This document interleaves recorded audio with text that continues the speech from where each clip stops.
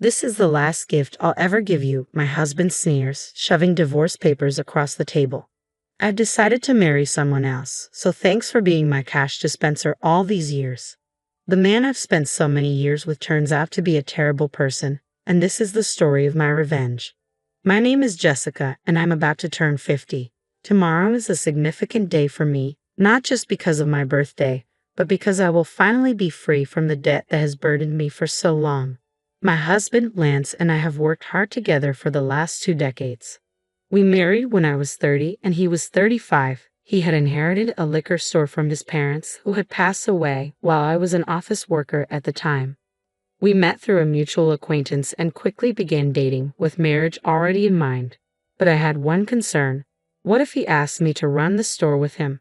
At the time, I was working as a financial consultant, advising individuals and corporate clients on insurance and investment strategies.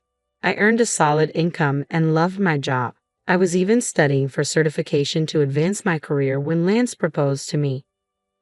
"I know you've been working hard to get that certification," he said.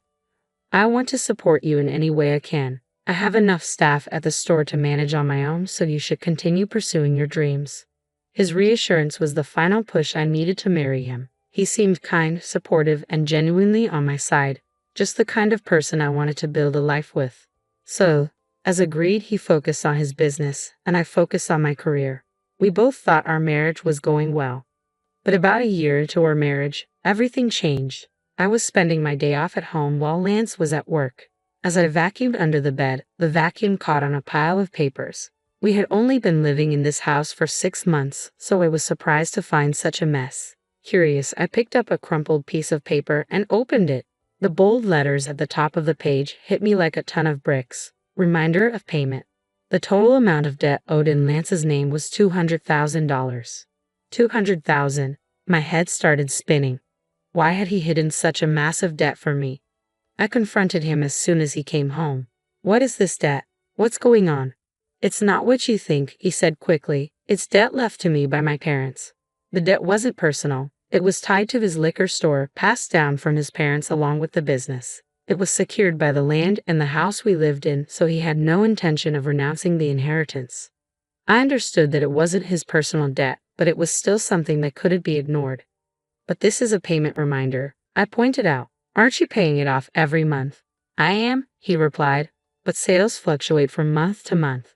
Sometimes, during the slower months, I can't keep up with the payments. I have to pay my staff first, so I've asked the creditors to wait."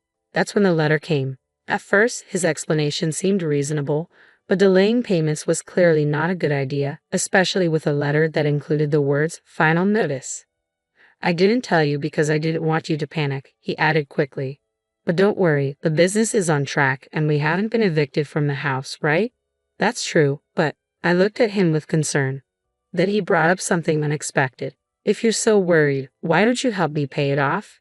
You're making quite a bit, aren't you?" I hesitated, uneasy with the direction the conversation was taking. This was his store, not mine. But then he added, "We're husband and wife. We're supposed to help each other. My debt is your debt too." "That's a bit sudden," I replied, taken aback. "Are you okay with my store going out of business?" he asked. "A lot of people would suffer if it closed down, you know." He had a point. His store had become an essential part of the community. It was located in a suburban area with few other shops or supermarkets around.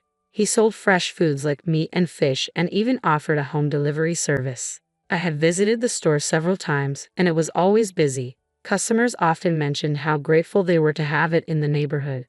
"Please, honey," he pleaded. "I'm focused on keeping the business running, but I need your help to pay off these debts."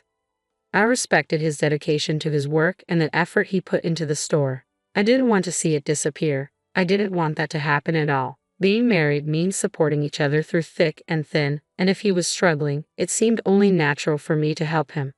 "Okay," I agreed. "I'm repaying as much as I can every month from my salary," I assured him. "You can focus on managing the store." I could help financially, but only he could run the business. I was glad that he relied on me above all else. But that was the beginning of a change in him. About 3 years passed since I took over his debt. He started coming home late more often. "What were you doing so late? Drinking again?" I asked. I just had a few drinks with some customers, he said casually. Did you make the payment this month? His tone was condescending, something I hadn't noticed before. I did, last week. Why? The store depends on you, so you better keep paying on time, he remarked. Whenever he got drunk, he began giving me orders. At first, I dismissed it as nonsense from a tipsy husband, but as it became a habit, it started to get under my skin. He made it seem as if it was normal for me to pay off his debt. By the way, Matt just had his third kid, he added one day. I envy him. Matt, his friend from high school, also owned a business. His wife worked in the store alongside him. I've been wanting to talk to you about that, I said, finally voicing what I had been holding in. Don't you think it's time for us to start a family? His reaction was cold and dismissive. What? A baby? My business is just starting to pick up and we're still in debt. How can we be so irresponsible? I held back my frustration. Matt has 3 children now, right? We can manage one too. His parents are still in good health, and his wife helps out at the store.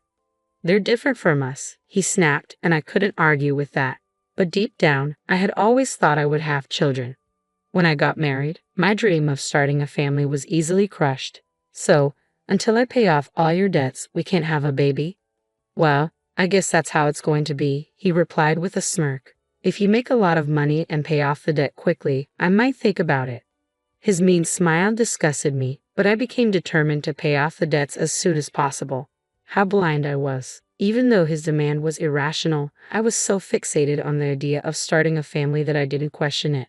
From that point on, I worked tirelessly for Lance. I pursued additional qualifications, took promotional exams, and secured salary increases. I started earning much more than other women my age, even making advance payments on the debt. But the debt didn't disappear easily. Before I knew it, I turned 40, and I had to give up on having children. I told myself that as long as I still had my husband, it would be enough. He relied on me, and I was willing to do anything for him. As long as I believed that, I remained content. But Lance began coming home later and later as the days went by. Sometimes, he didn't come back until morning. I was working late at the store, and before I knew it, the sun was up, he would say. I convinced myself that he was working hard to protect the store, and that I needed to do my best as his wife too. We were in this together, striving for a better future. The months and years passed, and finally, the day arrived when I would make the last payment. I had sacrificed all sorts of luxuries for the sake of the debt, but now, I wouldn't have to anymore. I could finally spend my hard-earned money the way I wanted. As I reflected on everything, I realized just how much had changed since I got married. I had been so focused on money that we had never taken a vacation or even dined at a nice restaurant. Now that we were in our 50s, I hoped we could finally start enjoying those things.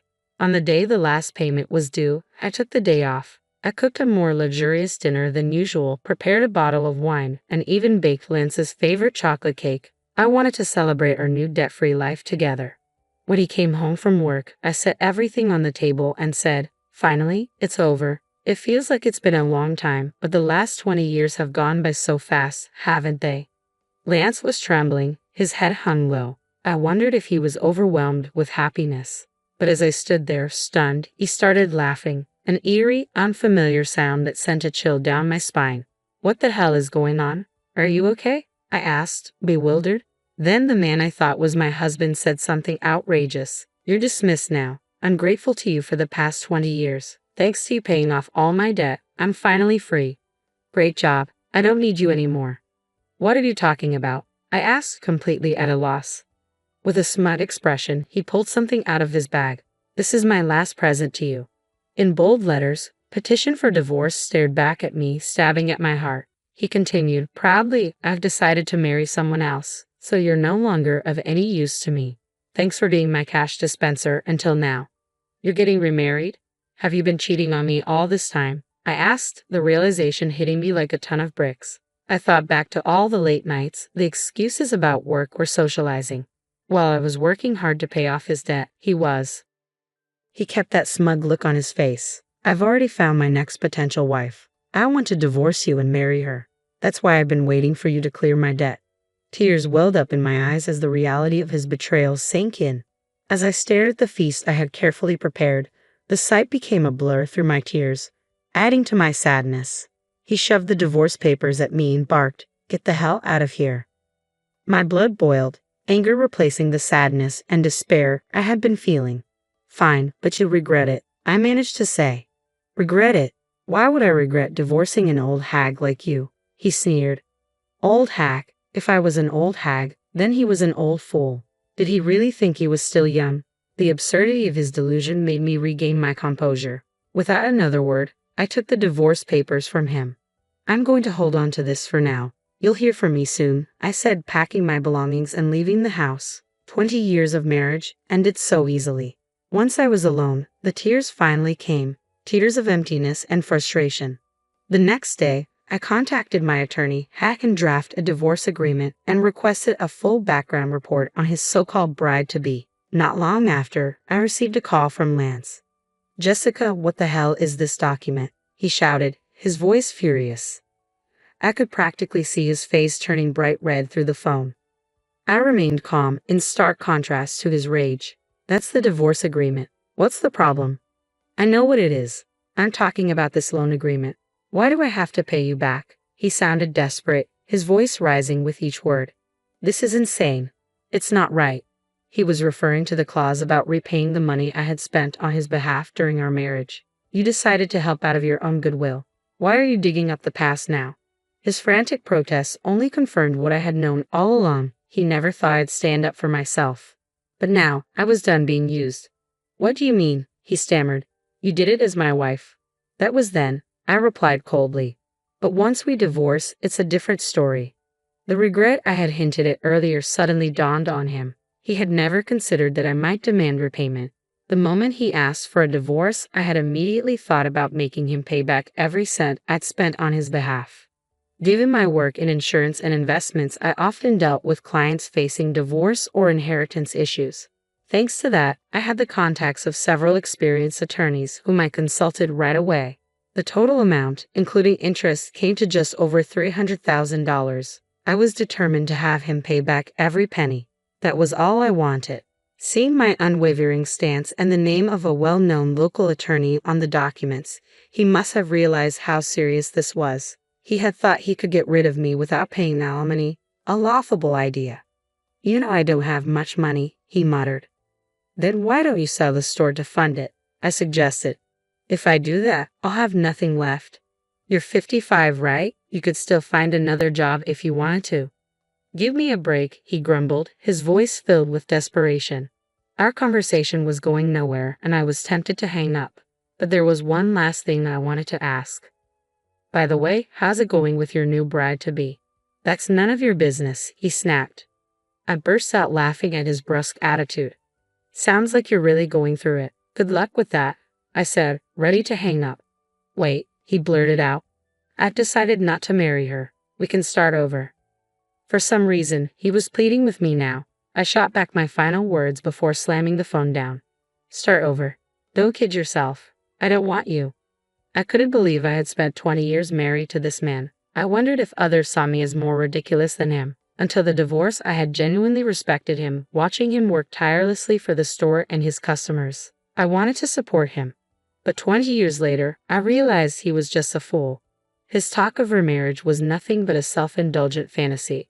It all started when he innocently flirted with a teenage university student who worked part-time. You're so cute, Melissa. Will you be my wife? He'd asked. She played along, jokingly replying, well, I might think about it if you let me be a full-time housewife. The truth was, he thought she was serious. To her, the idea of marrying a man nearly 40 years her senior was nothing more than a joke. When he persistently pressed her to marry him, she was horrified. Her parents had to intervene and place a restraining order against him. When I read the report from the private investigator, I laughed so hard I nearly hyperventilated. All those late nights he came home, I thought he was working hard. I had no idea. Instead, he was hitting on young girls at his favorite bars and strip joints, making a fool of himself by saying things like, I'm surprisingly popular with young girls. I'm a salesman, so I have this easygoing aura. They say I look younger. Don't you think so? The girls apparently cringed at his comments. He no longer saw any value in his old wife and viewed me only as a cash dispenser. But his delusions were laughable. No one took him seriously, and he ended up as a sad, almost stalker-like figure who nearly got into trouble with the police. Honestly, it might have been easier if he had just cheated on me, but he couldn't even manage to find a mistress. His obsession with marrying a young girl stemmed from the fact that his friend Matt had a grandchild. Matt had told me the story himself. As soon as he saw my grandchild, he said he wanted to have a child of his own. I scolded him, telling him he had no right to speak that way, especially after I had spent years paying off his debt. I was harsh, but I had no idea he had stooped so low. He was absolutely mortified. I'm glad I didn't waste my golden years with that man, I muttered to myself. My divorce was finalized, and since the division of our property wasn't clear-cut, he had some room to negotiate for his own benefit. However, he quickly gave up just because my attorney was well known. I couldn't believe how such a gutless person had managed to stay in business all that time. In the end, he sold the store to pay me back. Thankfully, his employees had already left before he sold it, so they weren't affected by his misfortune. Many customers were shocked and frowned upon him for giving up the business his parents had passed down to him. When they learned the reason was to pay off his ex-wife, the news spread like wildfire, and it almost sounded like a comedy. Even if he hadn't sold the store, the bad publicity would have eventually ruined his business. In a way, it was probably for the best that he sold it before he went bankrupt. The money from the sale wasn't enough to cover his debt, so he continues to work part-time jobs to pay me back to this day. Occasionally, I still get messages from him. It was all my fault. Can we get back together? I was out of my mind because Matt was showing off his grandkid. Even after I blocked his number, he kept calling from different phones. Eventually, I had my attorney warn him that if he continued contacting me, we file a restraining order. The calls finally stopped. As usual, he's terrified of the attorney. By the way, guess what I do for work now? I'm a marriage counselor. Just as I turned 50 and felt the need for a change, a friend of mine opened a matchmaking business. I quit my previous job and joined her. Now, I help singles find their match and provide advice on financial issues between couples, including how to manage insurance and other matters. It's been a hit, and our membership has grown quickly. Couples who want to have honest and thorough discussions from the start appreciate our unique service. Having gone through so much myself, I don't want others to make the same mistakes I did. Although my salary is a little lower than before, I genuinely enjoy helping others find happiness every day. I found my happiness after letting go of my ex-husband, and now I'm doing my best to be a bridge to someone else's happiness.